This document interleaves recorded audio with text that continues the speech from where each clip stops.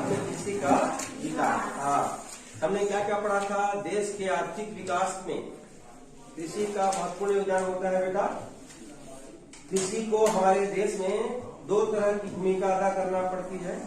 एक तो पर्याप्त मात्रा में इतना अनाज पैदा हो जाता है कि गरीब से गरीब व्यक्ति अपनी जरूरतें पूरी कर लेता है, और दूसरा जो खेती किसानी पर निर्भर है बेटा, जैसे किसान, वे खेत से अपने फसल को बेचकर पर्याप्त आमदनी कमा सके। उसके बाद हमने पढ़ा था क्या? जमींदारी प्रथा का अंत पढ़ा था, पढ़े थे ना। आजादी के पास किसानों की स्थिति बहुत क्या थी बेटा? खराब थी, ठीक है। उसमें सरकार ने फिर क्या किया? जमींदारी प्रथा को अंत कर दिया। ठीक, उसके बाद हमने क्या पढ़ा बेटा?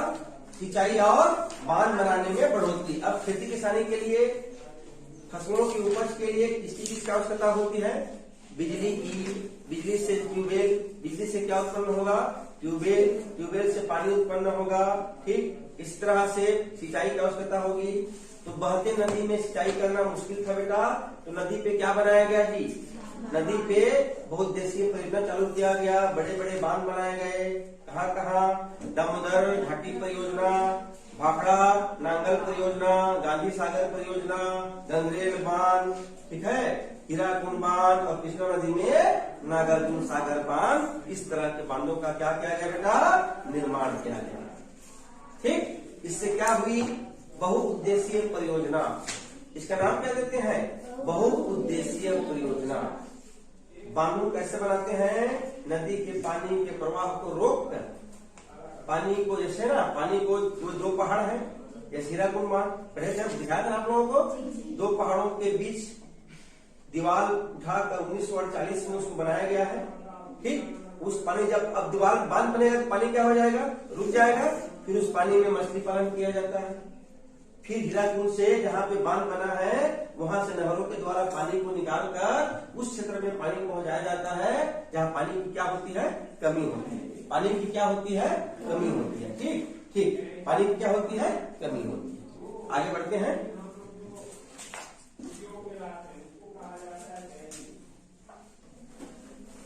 तो 1967 में, कब? 1967 में एक नई कृषि नीति आई। उस कृषि नीति का नाम क्या दिया गया बेटा? हरित क्रांति। हुआ क्या था? 1950 से 65 के बीच लगभग 15 साल में खाद्यान्नों का उत्पादन तो बढ़ा, खाद्यान्नों का उत्पादन तो बढ़ा। पुस्तक देखिए, खाद्यान्नों का उत्पादन तो बढ़ा, परंतु देश में किसकी कमी हो गई? अनाजों की कमी हो गई। किसकी कमी हो गई जी? हाँ, इस कमी को पूरा करने के लिए सरकार कहाँ से अनाज मंगाती थी?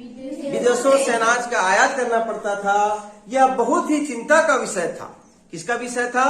बहुत ही चिंता का विषय था। इसी दरमियान ऊपर से बेटा 1965 और 66 में हमारे देश में क्या पड़ा बेटा?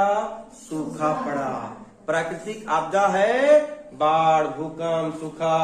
बाढ़ में क्या होती है? अत्यधिक जल से फसल नष्ट हो जाती है, और सूखा में पानी की कमी से फसल नहीं होती। ठीक है, दोनों ही कब कब? 1965 किसके साल थे जी? सूखे के साल थे। इस समय अनाज की पैदावार, अनाज का उत्पादन बहुत ही कम हुआ बेटा, जिसके कारण अकाल आ गया, अकाल की स्थिति हो गई, और सरकार को अनाजों की पूर्ति के लिए पहले से ज्यादा क्या मंगाना पड़ा? कहाँ से? हाँ, अब हमारे सरकार के सामने सबसे बड़ी समस्या थी किसकी पैदावार बढ़ाना?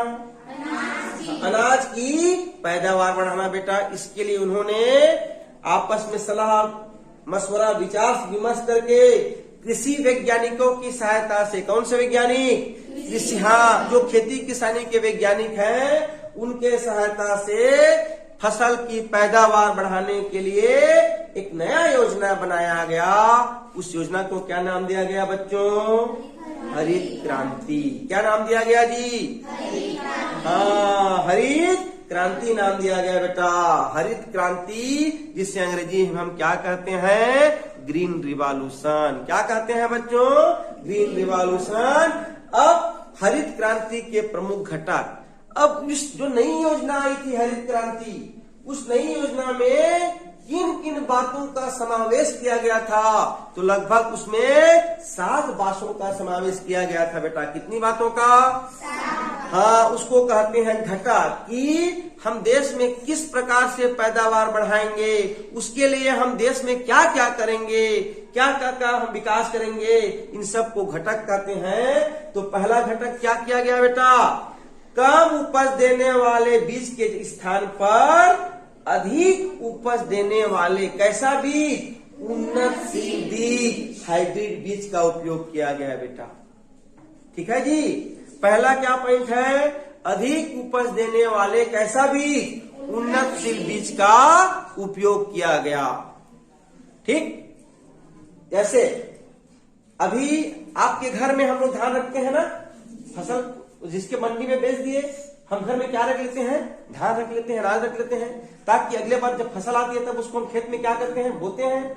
और वही हमको सरकार द्वारा सोसाइटी में भी क्या मिलता है बेटा? बीज मिलता है। जान रहे हो ना, सोसाइटी में क्या मिलता है? इसको क्या कहते हैं हम लोग? बीजा मिलता है। वो बीजा का उत्पादन आपके घर में रखे गए धान से अधिक होता है बेटा। इसका कारण क्या है? कोई जानते हो? जो सरकार आपको बीज देती है, वो बीज कैसी होती है बेटा? हाइब्रिड बीज है, उन्नतशील बीज है। उस बीज को अनुसंधान केंद्र में बनाया जाता है, वो आपको बीज देती है। तो पहला पॉइंट क्या हो गया जी? अधिक उपज देने वाले उन्नतशील बीज का उपयोग। पहला पॉइंट क्या हो गया? अधिक उपज देने वाले कैसा बीज? दूसरा पॉइंट बेटा, सिंचाई के लिए किसकी व्यवस्था? मोटर पंप, बिजली की व्यवस्था, डीजल ईंधन की व्यवस्था। दूसरा नियम था कि हमें अधिक से अधिक सिंचाई के लिए मोटर पंप की व्यवस्था करनी है, बिजली का प्रबंध करनी है, डीजल की प्रबंध करनी है। तीसरा पॉइंट क्या था? रासायनिक खाद उपलब्ध कराना। क्या था? रासायनिक खाद उपलब्ध कराना, ताकि क्या बढ़ सके? खेती की पैदावार बढ़ सके। क्या बढ़ सके? हाँ, रासायनिक खाद। चौथा पॉइंट है इसमें, कृषि कार्य में किसका उपयोग? मशीनों का उपयोग। हार्वेस्टर देखे हो जी? पहले जमाने में, सुन लो, पहले जमाने में क्या होता था? पहले जमाने में फसल पक गया बेटा, तो पहले हाथ से काटते थे।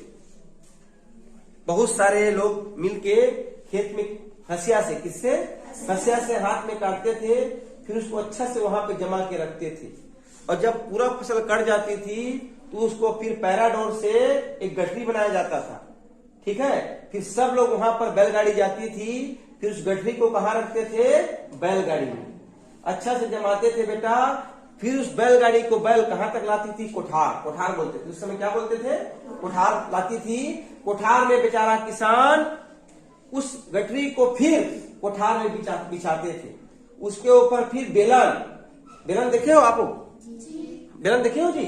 अच्छा, उस बेलन में बैल को बांधा जाता था, और बैल फिर बेलन, उसमें कई बार बेलन को घुमाते थे, जिससे धान का बीज है, धान के बाली से अलग होकर कहाँ आ जाए? कोठार में गिर जाए।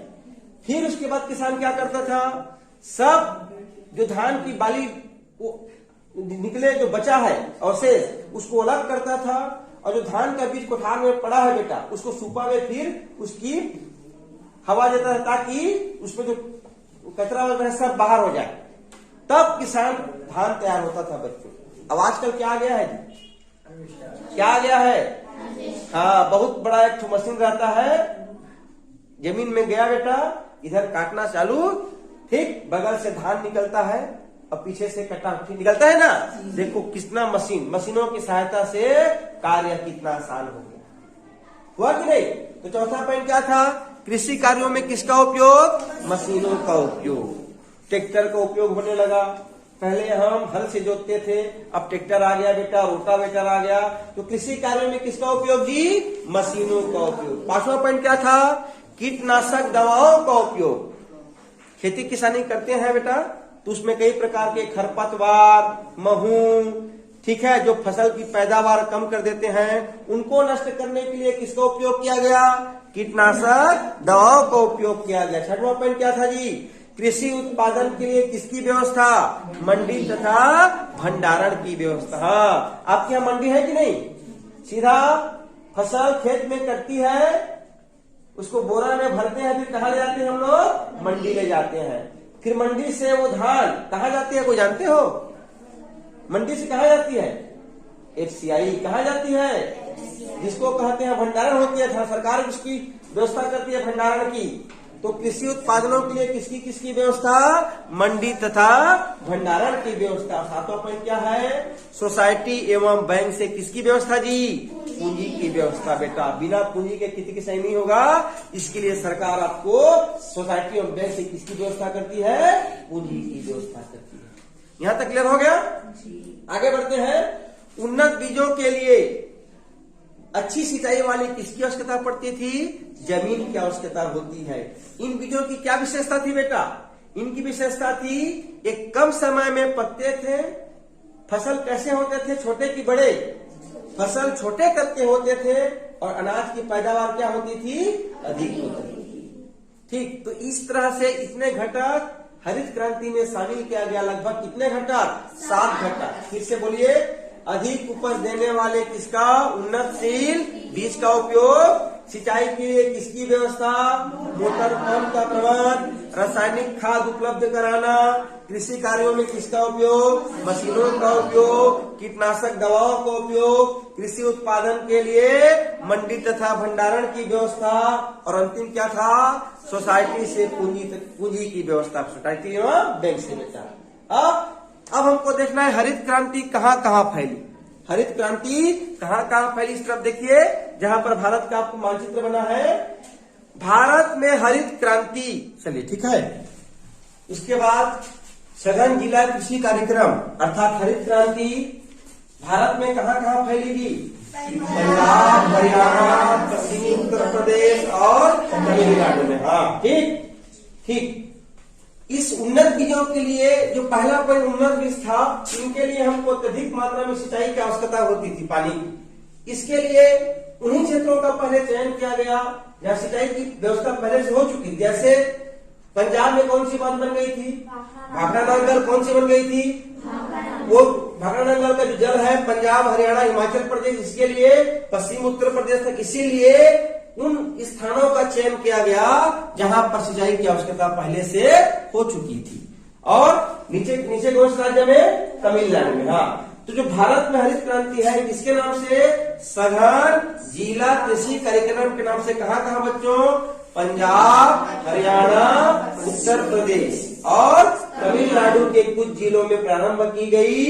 उन्हीं स्थानों को पहले चयन किया गया जहां सिंचाई की आवश्यकता पहले से थी बेटा, वहां पर। उसके बाद ठीक तमिलनाडु में किसकी उपज होने लगी? चावल की। और उत्तर में किसकी उपज होने लगी? गेहूं की। हमारे छत्तीसगढ़ में कब? 1967 में। कब? 1967 में जिला सघन कृषि कार्यक्रम। किस नाम से बेटा?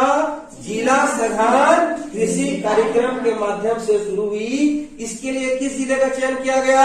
रायपुर जिले का चयन किया गया। हाँ, इस योजना के अंतर्गत जो रायपुर में कृषि महाविद्यालय था अर्थात एग्रीकल्चर कॉलेज था, महाविद्यालय को कॉलेज कहा जाता है, वहां पर किसकी स्थापना की गई है?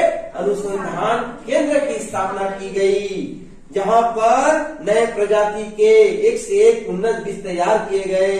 इनके लिए खाद की व्यवस्था, कीटनाशक की व्यवस्था के लिए सरकार अनुदान प्रदान की बेटा, सरकार सब्सिडी दी। सिंचाई के लिए नलकूप खनन, बोर सिंचाई परियोजना प्रारंभ किया गया। इसके लिए उस समय दो ठो बांध बनाया गया था, एक तो कोडार बांध और दूसरा पंडित रविशंकर जलाशय। सहकारी संस्थाओं की स्थापना की गई ताकि किसानों को सरल किस्तों में, आसान किस्तों में कृषि के लिए ऋण उपलब्ध कराया जा सके।